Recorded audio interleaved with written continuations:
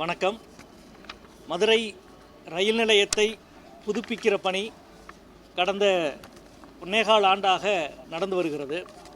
உங்களுக்கு தெரியும், ரயில்வே துறை முதலில் அறிவித்த பட்டியலில் மதுரை ரயில் நிலைய புதுப்பிப்பு இடம்பெறவில்லை. மதுரை ரயில் நிலையம் அமைச்சரையும் நாடாளுமன்றத்தையும் வலியுறுத்தினோம்.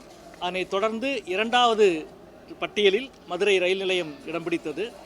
347 கோடி ரூபாய் அதுக்கு ஒதுக்கீடு செய்திருந்தார்கள். நான் நாடாளுமன்றத்திலே அமைச்சர் அவர்களுக்கும் நன்றி தெரிவித்தேன். ஒவ்வொரு கட்டமாக இந்த பணிகளை பார்வையிட்டு கொண்டிருக்கின்றோம். மிகச்சிறப்பாக ஏற்கனவே திட்டமிட்ட அடிப்படையில் இந்த பணிகள் நடந்து கொண்டிருக்கிறது. 2025 நவம்பரில் இது நிறைவு பெற வேண்டும். அநேகமாக அந்த திட்டமிட்ட காலத்தில் பணிகள் அனைத்தும் நடந்து கொண்டிருக்கிறது. இது மதுரைக்கு ஒரு மிகப்பெரிய அடையாளமாக, ஒரு மிகப்பெரிய அழகாக மதுரை ரயில் நிலையம் இருக்கும். குறிப்பாக இப்பொழுது நாளொன்றுக்கு 40,000 பயணிகளை மதுரை ரயில் நிலையம் கையாண்டு கொண்டிருக்கிறது. இந்த புதிய கட்டடம் கட்டி முடிக்கப்பட்டால் நாளொன்றுக்கு 1,00,000 பயணிகள் பயன்படுத்துகிற அளவுக்கான ஏற்பாடுகள், வசதிகள் விரிவாக்கம் செய்யப்பட்டிருக்கிறது. குறிப்பாக சொல்வதாக இருந்தால், இப்போ இருக்கிற ஏசி வெயிட்டிங் ஹால் ஏரியா 4 மடங்கு அதிகப்படுத்தப்படுகிறது. அதே போல் நான் ஏசி வெயிட்டிங் ஹால் பகுதி ஏரியா ஏறக்குறைய 30 மடங்கு அதிகமாக்கப்பட இருக்கிறது. இது மிக மிக முக்கியமானது. ஏன்னா இன்றைக்கு ரயில்வே துறையில் அன்ரிசர்வ் கம்பார்ட்மெண்ட் குறைக்கப்பட்டு ரிசர்வ் கம்பார்ட்மெண்ட் அதிகப்படுத்தப்படுவது நாமெல்லாம் இப்போ தொடர்ந்து மாற்று கருத்து சொல்லிகிட்டே இருக்கிறோம். அன்ரிசர்வ் கம்பார்ட்மெண்ட்டை குறைக்கக்கூடாது, ரிசர்வ் கம்பார்ட்மெண்ட் அதிகப்படுத்துறது தப்பு இல்லை, தேவை இருக்குது. ஆனால் எந்த காரணத்தை கொண்டும் அன்ரிசர்வ் கம்பார்ட்மெண்ட் குறைக்கக்கூடாது என்று சொல்லி கொண்டிருக்கிறோம். ஏன்னா இங்கே பாண்டியனை பார்த்தாலும் சரி, மற்ற ரயில்களை பார்த்தாலும் சரி, ஏற்கனவே இருப்பதை போல் 2+2 4 அன்ரிசர்வ் கம்பார்ட்மெண்ட் இருக்க வேண்டும் என்று சொல்லியிருக்கிறோம். அதே போல் வெயிட்டிங் காத்திருப்பு அறை என்பது அன்ரிசர்வ் நான் ஏசி குளிரூட்டப்படாத காத்திருப்பு அறையினுடைய பகுதி இப்பொழுது இருப்பதை விட 30 மடங்கு அதிகப்படுத்தப்பட இருக்கிறது. அதே போல் இருசக்கர வாகனத்திற்கான பாதுகாப்பு இடம் இப்பொழுது இருப்பதை போல 3 மடங்கு அதிகப்படுத்தப்படுகிறது.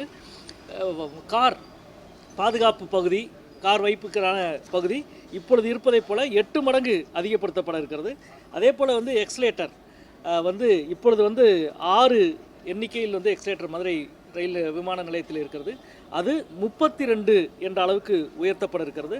அதே போல் இப்பொழுது இருக்கிற லிஃப்ட்டு 4 லிஃப்ட்டு தான் இப்போ பயன்பாட்டில் இப்போ இருக்குது. அது 8 மடங்கு அதிகப்படுத்தி 34 லிஃப்ட் செயல்பட இருக்கிறது. அதே போல் நீங்கள் ரெஸ்ட் ரூம் ஏறக்குறைய 4 மடங்கு அதிகப்படுத்தப்பட இருக்கிறது. இதெல்லாம் மிக மிக மதுரையினுடைய வளர்ச்சிக்கு, மதுரை விமான நிலையம், மதுரை ரயில் நிலையம் போன்ற ஒன்றிய அரசினுடைய அலுவலகங்கள், ஒன்றிய அரசினுடைய நிறுவனங்களினுடைய வளர்ச்சி மிக முக்கியமானது. அந்த வகையில் மதுரைக்கு 2 மிக முக்கியமான நல்ல செய்தி வந்திருக்கு. ஒன்று மதுரை விமான நிலையம் 24 மணி நேரமும் இயங்கும் விமான நிலையமாக ஆக்க வேண்டும் என்பது கடந்த 10 ஆண்டுகளுக்கு மேலான கோரிக்கை. சமீபத்தில் புதிய நாடாளுமன்றம் அமைந்த பிறகு மாண்புமிகு விமானத்துறை அமைச்சரை நாங்கள் தென் மாவட்ட எம்பிக்கெல்லாம் இணைந்து போய் சந்தித்து 3/4 மணி நேரத்துக்கு மேல் பேசி கண்டிப்பாக உடனடியாக அந்த நடவடிக்கை எடுக்க வேண்டும் என்று சொல்லியிருக்கிறோம். அநேகமாக அக்டோபர் மாதம் 24 மணி நேரமும் மதுரை விமான நிலையத்தினுடைய செயல்பாடு துவக்கி வைக்கப்பட இருக்கிறது என்ற நற்செய்தி கொண்டிருக்கிறது. அதையும் இந்த நேரத்தில் பகிர்ந்து கொள்கிறேன். அதே போல் மதுரையினுடைய ரயில் நிலையம் ஏறக்குறைய 10 மடங்கு அதிகப்படுத்தப்பட இருக்கிறது. இதுவும் மிக முக்கியமானது. அதே போல் நம்முடைய நீண்ட நாள் கோரிக்கை, பெரியார் நிலையத்திலே இறங்கி ரயில் நிலையத்துக்கு வருகிறவர்கள் சுற்றி வர வேண்டியிருக்கிறது. அதற்கு பதில் கீழே ஒரு சுரங்கப்பாதை ஒன்று அமைத்தால் மிக பயனுள்ளதாக இருக்கும் என்று சொல்லி தொடர்ந்து வலியுறுத்தினோம். இப்பொழுது இந்த திட்டத்தில் அது இணைக்கப்பட்டிருக்கிறது. பெரியார் நிலையத்தில் இறங்குகிறவர்கள் பெரியார் நிலையத்துக்குள்ளே இருந்து சிறப்பு பாதையின் வழியாக ரயில் நிலையத்திற்குள்ளே வந்துவிடலாம்.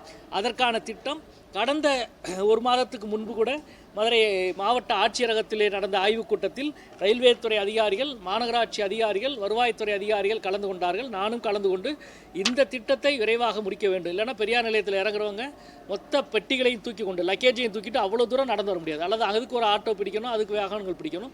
அதுக்கு உள்ளே ஊறி வருவதற்கான அதில் இருக்கிற சிரமங்கள், இடர்பாடுகளும் நீக்க கடந்த மாதம் கூட ஆய்வுக் கூட்டத்தை நடத்தினோம். இப்பொழுது அதுவும் நீக்கப்பட்டிருக்கிறது. அதுவும் இப்பொழுது செயல்பாட்டுக்கு வந்திருக்கிறது என்பது மிக மகிழ்ச்சியான செய்தியாக நான் முதலிலே தெரியப்படுத்திக் கொள்கிறேன். அதே போல் 1-2 திருத்தங்கள், சில விஷயங்கள். உதாரணமாக வந்து பார்க்கிங், நீங்கள் வந்து வண்டியை பார்க்கிங்க்கு வர்றவங்ககிட்ட வந்து கட்டணம் வசூல் செய்கிறவர்கள் ஒரு வழி பாதையாக மட்டுமே பண்ணிக்கிருக்கிறாங்க. கூடுதலாக ஆளை போட்டு 2 பக்கமும் வந்து அதை பண்ணணும். அதில் இருக்கிற பிரச்சனைகளையும் சொல்லியிருக்கிறேன். அதே போல் வந்து இரவு 8 மணியிலிருந்து 10 மணி வரைக்கும் தான் எல்லா வாகன ரயில்களும் இயக்கப்படுகிற நேரம். அந்த நேரத்தில் பாதைகளை மறித்து கட்டுமான பணிகள் செய்வதை தவிர்க்க வேண்டும் என்பதையும் சொல்லியிருக்கிறோம், சுட்டி காட்டியிருக்கிறோம். அதையும் செய்யணும் அப்படின்றத கேட்டுக்கிறேன். அதே போல் இந்த கட்டடம், இதான் வந்து நம்ம கண்ணுக்கு முன்னால் இருக்கிற இந்த கட்டடம், இது ரயில்வேக்கும் பயன்படலை, மதுரைக்கும் பயன்படலை, சில தனியார்களுக்கு மட்டும் பயன்பட்டுக்கு இருக்குது. மிக குறைந்த விலையில் லீஸுக்கு கொடுத்து இப்போ வந்து ஆர்பிட்ரியில் வந்து ரயில்வே நிர்வாகம் அப்பீல் பண்ணியிருக்கு. இப்போ பார்த்தீங்கன்னா சில தனியார் நிறுவனங்கள் வந்து பயன்பாட்டுக்கு இருக்கிறதுனால இவ்வளவு பெரிய ரயில் நிலையத்தினுடைய தோற்றமே மறைச்சிக்கிட்டு அது நின்றுக்கிட்டு இருக்குது. இது மட்டும் இப்போ ரயில்வே துறையிடம் இருந்திருந்தால் அழகாக இதை எடுத்துகிட்டு மதுரை ரயில் நிலையத்தினுடைய முன்புற தோற்றத்தின் அழகே வேறு விதமாக இருந்திருக்கும். எனவே தான் வந்து தனியாருக்கு கொடுக்கக்கூடாது, ரயில் நிலையங்கள் ஒன்றை கூட கமர்ஷியல் பர்பஸ்க்காக பிரைவேட்டுக்கு கொடுக்கக்கூடாது என்பதை தொடர்ந்து நாங்கள் வலியுறுத்தி கொண்டிருக்கின்றோம். அதுவும் இந்த நேரத்தில் நான் வந்து தெரிவித்துக் கொள்கிறேன். அதே போல் ரயில் நிலையத்தினுடைய மேம்பாடு, இப்போ நம்மளுக்கு பெரிய சிரமமே 347 கோடி ரூபாய் செலவழித்து ரயில் நிலையத்தை புதுப்பித்தாலும் அதே 7 பிளாட்ஃபார்ம் தான் நமக்கு இருக்க போகுது. 7 அதே 7 பிளாட்ஃபார்ம் தான் இருக்க போகுது. நம்மளுக்கு இடமே இல்லை. அப்போ நம்முடைய மிகப்பெரிய தேவை என்பது மதுரைக்கு 2வது ரயில் முனையம். எப்படி வந்து சென்னைக்கு வந்து சென்னை சென்ட்ரல் வந்து தாம்பரம், இப்போ வந்து எக்மோர் இருக்குது, தாம்பரமும் ராயபுரமும் இப்பொழுது வந்து கூடுதலாக பண்ணிக்கிருக்கிறாங்க. அதே போல் கூடல் நகர் ரயில் நிலையத்தை 2வது முனையமாக அறிவிக்க வேண்டும் என்று இந்த கூட்டத்தொடரில் நாடாளுமன்றத்திலும் பேசியிருக்கிறேன், அமைச்சரிடம் வலியுறுத்தியிருக்கிறேன். கூடல் நகரில் ஒரு பெரிய நல்ல விஷயம், எவ்வளவு இடம் வேண்டுமோ அவ்வளவு இடமும் ரயில்வே துறையிடமே இருக்குது. புதுசாக இடம் எடுக்க வேண்டிய அவசியமே கிடையாது. எனவே கட்டுமான பணிகளை மாநில அரசு ஒருங்கிணைக்கணும். நான் இந்த நேரத்தில் மாநில அரசை வலியுறுத்தி கொள்கிறேன். மதுரையில் 2வது ரயில் முனையம் உருவாக்குவதற்கு ஒன்றிய ரயில்வே துறையோடு வந்து இணைந்து அந்த திட்டத்தை விரைவாக நிறைவேற்ற மதுரை தமிழக அரசும் வலியுறுத்த வேண்டும் என்று கேட்டுக்கொள்கிறேன். அதே போல் சரக்கு ரயில்வேக்கு, சரக்கு ரயில் பயணத்துக்கான ஒரு பைபாஸ் தேவை, அதையும் நாம் பேசியிருக்கிறோம். சோழவந்தான்லேருந்து செக்கானூர்னி வழியாக செவரக்கோட்டையிலே போய் இணைத்தால் வந்து ஏன்னா நமக்கு மிகப்பெரிய தேவை என்பது தூத்துக்குடி துறைமுகம், அதே போல் 2 சிமெண்ட் ஆலைகள், இதெல்லாமே வந்து சரக்கு ரயில் போக்குவரத்தில் மிகப்பெரிய அளவுக்கு பயன்படுத்தப்பட்டு கொண்டிருக்கிறது. நல்ல விஷயம். ஆனால் அதனுடைய பிரச்சனை என்னென்னா, மதுரையில் இருக்கிற இந்த 7 நடைமேடைக்குள் மட்டுமே அதை வந்து பயன்படுத்த வேண்டியிருப்பதால் ஒரு பெரிய அளவுக்கு நெருக்கடி இருக்குது. இந்த நெருக்கடியை தவிர்க்க ஒரு பைபாஸ் வந்து நமக்கு தேவை. அந்த பைபாஸ் உருவாக்கப்பட்டால் 28-29 கிலோமீட்டர் மிச்சமாகும். அப்படி ஒரு பைபாஸ் தேவை. அதையும் வந்து ரயில்வே துறை கவனத்தில் எடுத்துக்கொள்ள வேண்டும் என்பதையும் நான் ஏற்கனவே பேசியிருக்கிறேன். இப்பொழுதும் நான் வந்து அதை வலியுறுத்தி கொள்கிறேன் நண்பர். கொள்கையில் இருந்தாலும் கூட ஒரு நாடாளுமன்ற உறுப்பினராக அமைச்சர்கிட்டையும் பிரதமர்கிட்டையும் கேட்குற பொழுது உடனடியாக திட்டங்கள் கொடுக்குறாங்க மதுரைக்கு. அது சந்தோஷம் தானே? அவங்கள வாழ்த்துறீங்களா? உங்களுக்கு நன்றி தெரிவிக்கிறீங்களா? இல்லை, இதை பற்றி நான் தொடர்ந்து பேசிகிட்டே இருக்கிறேன். அதாவது எங்களது கொள்கையை, உரிமையை சமரசமின்றி போராடுவோம். ஆனால் மதுரைக்கு பெற்றுத்தருகிற விஷயத்தில் முன்னின்று அதை செய்வோம். அதனால தான் நான் சொல்லியிருக்கேன், கடந்த காலத்திலே மிக அதிகமாக ஒன்றிய அமைச்சர்களுக்கு நன்றி சொன்ன எம்பியாக நான் தான் இருப்பேன். ஏன்னா அவ்வளவு திட்டம். இப்பொழுதும் கூட மற்ற இடங்களை பற்றி நான் இப்போ சொல்ல விரும்பல, 3 வந்தே பாரத் வந்து மதுரையை மையப்படுத்தி இருக்கிறதுக்கு அன்றைக்கி மேடையிலே வந்து அமைச்சர் சொன்னார், MOS நாங்கள் இவ்வளோ செய்கிறோம், நீங்கள் எங்களை வந்து தொடர்ந்து விமர்சிச்சுக்கிட்டே இருக்கிறீங்க அப்படின்னாரு. நாங்கள் அப்படி விமர்சிச்சுக்கிட்டே இருக்கிறனால தான் நீங்கள் இவ்வளோவா செய்கிறீங்க அப்படின்னு நான் பதில் சொன்னேன். நம்ம மதுரைக்காக கேட்குறோம், மதுரைக்கு அரசு செய்கிற பொழுது அதை வரவேற்க தயாராக இருக்கிறோம். இந்த திட்டமும் இன்னும் சின்ன சின்ன மாற்றங்களும் ஆலோசனைகளையும் கருத்து, ஏன்னா எல்லாமே பயணிகளை மையப்படுத்தி இருக்கிறது என்பது மிக முக்கியமானது. எனவே இந்த திட்டம் மதுரைக்கு ஒரு பெரிய நல்வாய்ப்பாக அமையும். மதுரையினுடைய தோற்றத்தை வந்து இன்னொரு கட்டத்துக்கு எடுத்து செல்வதற்கு மதுரை ரயில் நிலைய புதுப்பித்தல் 347 கோடியை ஒதுக்கிய அமைச்சருக்கு நான் மீண்டும் இந்த நேரத்திலே நன்றி தெரிவித்துக் கொள்கிறேன். அதே போல் கீழ்மதுரை ரயில்வே நிலையத்தினுடைய நடைமேடையை உயர்த்த வேண்டும் என்று சொல்லி அதுக்கு இப்போ 1.5 கோடி ஒதுக்கியிருக்கிறாங்க. அந்த பணியும் இப்போ நம்ம பார்வையிட போகிறோம்.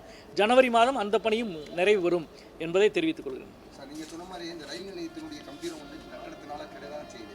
அதுக்கு மாற்று வழிகள் எதுவும் இருக்கா சார்? கோரிக்கை நாடாளுமன்றத்தில் எதுவும் வைப்பீங்களா சார் விவாதத்துக்கு? இல்லை, நான் வந்து மிக கடுமையாகவே வந்து அமைச்சருக்கு கடிதம் எழுதியிருக்கிறேன்.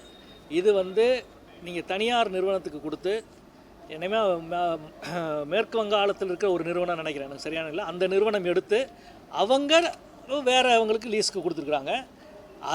ரயில்வேக்கு கொடுக்க வேண்டிய கட்டணத்தையும் முறையாக கட்டலை. எனவே காலி பண்ண சொல்லி ரயில்வே நிர்வாகம் அவங்களுக்கு நோட்டீஸ் கொடுத்துருக்கு. அவங்க இப்பொழுது முத்தரப்பு அமர்வுக்கு அவங்க அப்பீல் பண்ணியிருக்கிறாங்க. இப்போ ரயில்வே நிர்வாகம் போராடிக்கிருக்கு இதை காலி பண்ண சொல்லி. இதைத்தான் நாங்கள் சொல்லியிருக்கோம். அது யாருக்கு பலன்? ரயில்வே நிர்வாகத்துக்கும் பலன் இல்லை, மக்களுக்கும் பலன் இல்லை. இப்போ நீங்கள் இவ்வளோ பெரிய கட்டமான வேலை நடக்குது, இந்த கட்டடம் இல்லாமல் இருந்தால் மக்கள் இவ்வளவு சிரமப்பட வேண்டியதில்லை. ஒரு நாளைக்கு 40,000 பயணிகள் உள்ளே நுழைஞ்சு வெளியே வர்றதுக்கு இடம் தெரியாமல் தவிச்சுக்கிருக்கிறாங்க. எனவே தனியாருக்கு ரயில்வே நிலத்தை ஒரு சென்ட் கூட கொடுக்கக்கூடாது. அது ரயில்வேயின் சொத்து, மக்களின் சொத்து. அதுக்காகத்தான் நம்ம பாதுகாக்கிறோம். இப்போ மதுரை ரயில்வே கிரவுண்டு மீட்கப்பட்டது ஒரு நல்ல விஷயம். அதே போல் இதுவும் மீட்கப்பட வேண்டும். இதிலே தனியாரிடம் இருக்கிற இந்த இடம் எடுக்கப்பட்டு ரயில் நிலத்துக்காக இது ஒப்படைக்கப்பட வேண்டும் என்பதுதான் என்னுடைய கோரிக்கை. ரயில்வே அரசு துறை அதிகாரிகள் எல்லாமே இருக்கிறாங்க. இது ரயில்வே சார்ந்த விஷயங்களை மட்டும் வச்சுக்கலாம். நன்றி, வணக்கம். நன்றி. எத்தனை பர்சன்டேஜ் சொல்லுங்க? 28% முடிஞ்சிருக்கு. பட் இப்போயும் அவங்க என்ன சொல்கிறாங்கன்னா 25 நவம்பரில் இப்போ ஆசான் ப்ராஜெக்ட் படி பார் சார்ட் படி நாங்கள் போய்கிட்டு இருக்கிறோம். ஏன்னா நான் அதை திருப்பி கேட்டுக்கிறேன். ஏன்னா காலம் நீடிக்க பயணிகளுக்கு தான் சிரமங்கள் அதிகம். எனவே திருப்பி ஒவ்வொரு கூட்டத்திலையும் நாங்கள் கேட்குறது உண்டு. இப்போயும் பார் சார்ட் படி தான் ஒர்க் போய்கிட்டு இருக்கு என்று முழுமையாக விளக்கியிருக்கிறாங்க.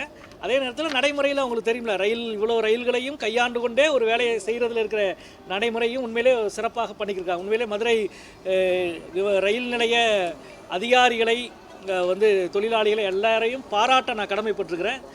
7 பிளாட்ஃபார்மை வச்சுக்கிட்டு இவ்வளவு ரயில்களை இயக்குறதுக்கு ஒவ்வொரு நாளும் அவ்வளவு சிரமப்பட்டுருக்குறாங்க. 7வது பிளாட்ஃபார்மில் ஒரே பிளாட்ஃபார்மில் 2 ரயில்களை ஒரே நேரத்தில் துவக்குறாங்க, இயக்க ஆப்ரேட் பண்ணுறாங்க. அதை நிறுத்தி வச்சுட்டு அப்புறம் அவ்வளோ வேறு வழி இல்லை. இல்லைன்னா ரயிலோட எண்ணிக்கையை குறைக்கணும். அது குறைக்கக்கூடாது, ரயில் எண்ணிக்கை கூட்டுன்னு நம்ம சொல்கிறோம். அப்போ ஒரு கடுமையான நிர்வாக இட நெருக்கடிக்கு நடுவில் மதுரை ரயில்வே நிர்வாகம் குறிப்பாக சிறப்பாக பணியாற்றி கொண்டிருக்கிறது. அவர்களுக்கு என்னுடைய வாழ்த்துக்களை தெரிவித்துக் கொள்கிறேன். ஆமாம், செகண்ட் டெர்மினலுக்கு மிக முக்கியமானது அப்ரோச் ரோடு. அதனால தான் மாநில அரசு கூடுதலாக இதில் ஆர்வம் காட்ட வேண்டும், அழுத்தம் கொடுக்க வேண்டும் என்று நான் சொன்னதுக்கு காரணம், ஒன்று கூடநகர்லேருந்து ஒரு அப்ரோச் ரோடும், இன்னொன்று செல்லூர் பகுதியில் போய் முடிகிற மாதிரி ஒரு அப்ரோச் ரோடு உருவாக்கிட்டா, அதாவது வடபகுதியில் இருக்கிற மதுரையினுடைய ஆற்றின் வடக்கே இருக்கிற மக்களுக்கு மிகப்பெரிய ரிலீஃபாக இருக்கும். அது எல்லாருக்கும் பயனுள்ளதாக இருக்கும். இங்கேயும் நெருக்கடி குறையும். எனவே அணுகுச்சாலை விஷயத்தில் மாநில அரசு மதுரை ரயில் நிலையத்தை 2வது முனையமாக்குவதற்கான சிறப்பு அதிகாரி ஒருவரை நியமிக்க வேண்டும் என்றதையும் நான் என்னுடைய கோரிக்கையாக வைத்துக் கொள்கிறேன். நன்றி, வணக்கம்.